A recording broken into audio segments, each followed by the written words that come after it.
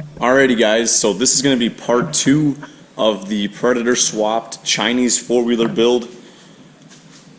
Most of you guys, if you're watching this video, have seen part 1 where we kind of initially revealed what we were going to do, kind of talked about stuff, got the engine. I think I threw a clip of like the engine sitting next to it or something, but here's kind of what I have in mind and what I've done so far and what's going to be going on in the next part. So this isn't going to be too long of a video, just want to give you an update. We haven't done really much progress on it. A little bit of progress I was working on yesterday. Sparky's going to be here. He's going to be helping me weld in some plates. I have like little strips of metal I'm going to be putting across the frame, and then we'll obviously just drill holes some sort of way, and then we'll have mounting for the engine. The clutch, we figured we're going to put it on inverted, and then we'll probably shim the clutch out with some washers, I'm thinking, so it kind of stays away from the engine. So the chain, it's a 40 chain, so it definitely would stick out and maybe rub through the case, and I don't want that to happen. So we'll shim it out. I'll put a bolt in the end of the crank. I think it's 5/16 18, not sure on that. I think if we put the motor far enough ahead, we can still put the stock muffler and the stock air filter air box, and then I have the gas tank from the actual quad itself right here. We'll just put that on. You guys can see the chain is right there, rack, seat, stuff like that. I took the rear brake caliper off and just put the line up here, just because the rear brake, you guys saw this reservoir I think in the last video, has a hole in it obviously, so it needs a new master cylinder right there anyways.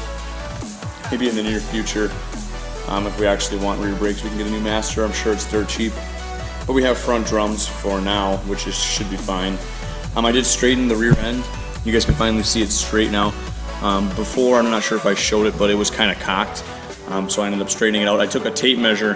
What I did was I measured from this bar to the axle on each side, because I figured that bar was almost the exact same spot on each side, and that was like a good point to get if the axle was cocked. So I just got the same measurement on each side, within like a 1/16 of an inch or something, and I figured that was pretty good. One of the rims, this here rim is pretty bent, so that could be an issue. There's also a nail in this tire, so we might just end up plugging that one or tubing it, one of the two.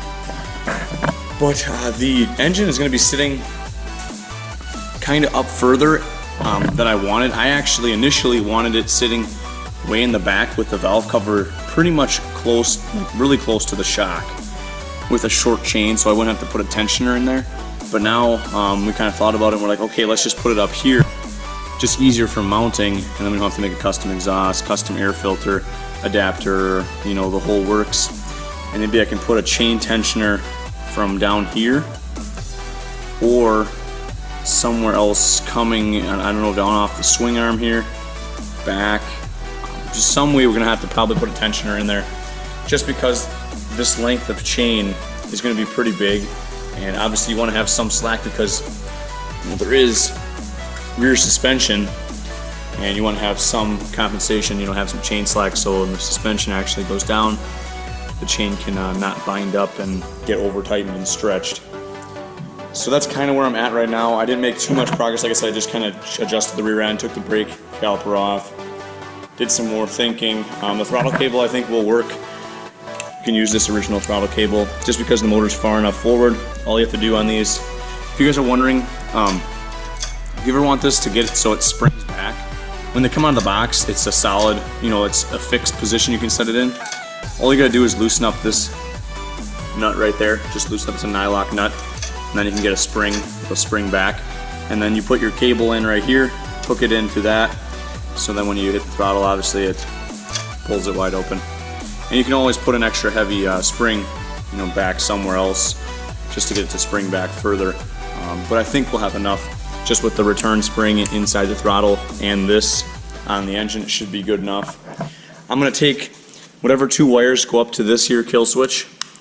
I'll wire it in down to the engine stop switch, so I have a kill switch wired up instead of having to reach down with that red knob and turning it. Might just be a little easier, so that'll be at the end, when we get everything figured out.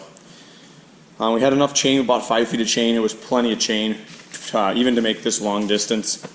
But the next video is going to be me and Sparky probably lining the engine up, getting it nice and level, and then trying to get the motor plate figured out how we're going to do that. Once the motor's mounted and square, the rest of it kind of follows, and we can kind of adjust off of where the engine is at. As long as the engine is mounted square and everything is good and nothing's binding up, nothing's hitting, I feel pretty confident that we can make the rest of it work. Just got to get that out of the way. Hopefully that'll be coming soon. Hopefully you guys are excited to watch this thing finally drive. I definitely want to see if it'll work. I know there's actually a few other videos out there. They actually make a plate from Go Power Sports that actually is supposed to mount in the bottom of the frame, but I don't know exactly if that would work in our circumstances here with this model. But what we're going to do is make our own mount. I feel confident that we can do it that way. The rear end was tight, no bearing issues, but like I said, rear rim, the sprocket kind of had some movement, a little bit of wobble to it. Nothing crazy. I don't think it's going to jump the chain off or anything, but definitely isn't perfect. So we will have to see how it goes when we get the engine in there, chain hooked up, starting it, driving it. Got to fix the tires because some of them leak air, and then we'll figure out the rest of the cosmetics. I'm probably not going to put any plastics on, just leave it like rat rod looking, and that will be that. So if you guys enjoyed part 2 here, and if you haven't watched part 1, if you guys are watching this, go ahead and go watch part 1. We're going to try to get part 3. This might be up to 5 parts in this build series, possibly more, depending on how much we have to do and how much I actually filmed. So if you guys enjoyed this video, please leave a like, comment down below any thoughts, any information you want to give us as we're going through the build process, anything you have seen or want us to do to the machine, let us know. Subscribe to the channel if you guys are new. We're trying to hit 2K subscribers. That is our next big milestone, so if you guys can make that happen, that would be greatly appreciated. We'll see you guys in the next video.